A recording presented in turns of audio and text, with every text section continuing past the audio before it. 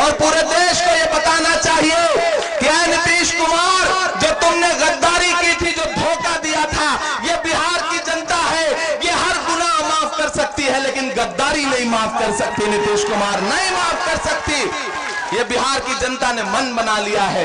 और नीतीश कुमार, लॉकडाउन के दौरान हमें आपका वो शब्द याद है कि जब बिहार के लोग आ रहे थे, गुजरात से मार के भगाए जा रहे थे, दिल्ली के आनंद विहार बस अड्डे पर हजारों की तादाद में अपने बच्चों को लेकर के खड़े थे, तो तुमने पूरी बेशर्मी से कहा था कि बिहार में मत आना, जहां हो वहीं रहना, हम किसी को अपनी सरहद में घुसने नहीं देंगे।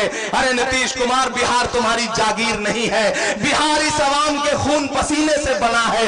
बिहार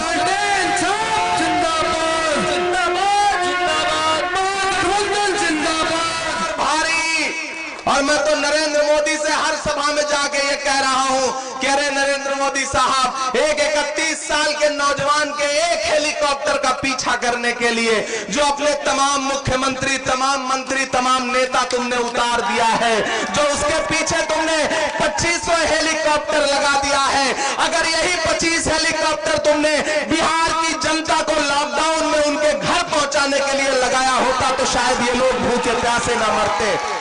बेशर्म है ये सरकार, बेशर्म है यहां बैठी हुई सरकार और दिल्ली में बैठी हुई सरकार, जिसने बिहार के लोगों को भूखे प्यासे। मैं उत्तर प्रदेश से आता हूं, मैंने देखा है कि जब आप दिल्ली से चले थे पैदल बिहार के लोगों, तो किस तरह से रास्ते में योगी आदित्यनाथ की पुलिस और दिल्ली की पुलिस आपको लाठियां से मारती थी, मुर्गा बनाती थी। मैंने अपनी आंखों से देखा है। हम लोग उस वक्त मदद करते थे और हम ये सोचते थे कि चाहे जितना जुल्म कर लो इन बिहार के लोगों पर, लेकिन ये बिहारी हैं, जिस दिन इनका दिमाग सनक गया उस दिन अच्छे अच्छों को कुर्सी से उतार के फेंक देंगे। और मुझे अब वो जोश दिखाई पड़ रहा है बिहार में। मैं जिन जिन सभाओं में जा रहा हूं, हजारों हजार की तादाद में लोग निकल के आ रहे हैं, माएं घरों से निकल के आ रही हैं, बहनें घरों से निकल के आ रही हैं और एक स्वर में कह रही हैं कि 10 नवंबर को जब बिहार का रिजल्ट आएगा तो वो सुशील मोदी जब पटना में बाढ़ आई थी तो हाफ पैंट पहन के खड़े थे जो फ्लाईओवर पर, और वो नीतीश कुमार जो आजकल अंट संट बक रहे हैं, मैं तो उनसे भी कहना चाहता हूं कि नीतीश जी, ये राजनीति की भाषा नहीं है। आप टिप्पणी करते हैं लालू प्रसाद जी के बच्चों पर, उनकी बच्चियों पर, बेटियों पर आप टिप्पणी करते हैं, आपको शर्म नहीं आती? गमों की धूप में भी मुस्कुराकर चलना पड़ता है। ये दुनिया है, यहाँ चेहरा सजाकर चलना पड़ता है। तुम्हारा कद मेरे कद से बहुत ऊंचा सही, लेकिन चढ़ाई पर कमर सबको झुकाकर चलना पड़ता है। नीतीश जी, आप ठीक नहीं कर रहे हैं, हम आपकी बौखलाहट देख रहे हैं और हम तो जाके पूरे देश में ये कहेंगे कि नीतीश जी कुम्हलाए हैं, मोदी की आंख में भय है। इस बार तेजस्वी तय है, इस बार तेजस्वी तय है। पूरा बिहार चीख चीख करके ये कह रहा है कि बिहार बदलने जा रहा है। मुझे अच्छा लगता है कि इस बार बिहार का चुनाव मुद्दों पर हो रहा है। इस बार बिहार का चुनाव जाति मजहब से अलग हटके बिहार बदलने जा रहा है। बिहार इस बार रोजगार के नाम पर वोट देगा, बिहार नौकरी के नाम पर वोट देगा, नीतीश कुमार की विदाई के लिए वोट देगा और बिहार इस बार लालू जी की रिहाई के लिए वोट देगा। देगा कि नहीं देगा? अपना जोश कम मत करिए, इस जोश को और बढ़ाइए, क्योंकि थोड़ी देर में 10 नवंबर को घोषित रूप से और अभी अघोषित भावी मुख्यमंत्री आने वाला है बिहार का।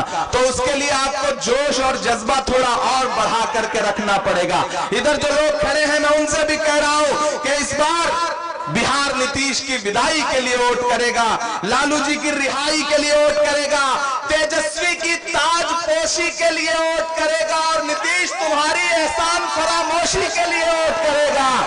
तुमने जो एहसान फरामोशी करी है उसके खिलाफ बिहार वोट करेगा।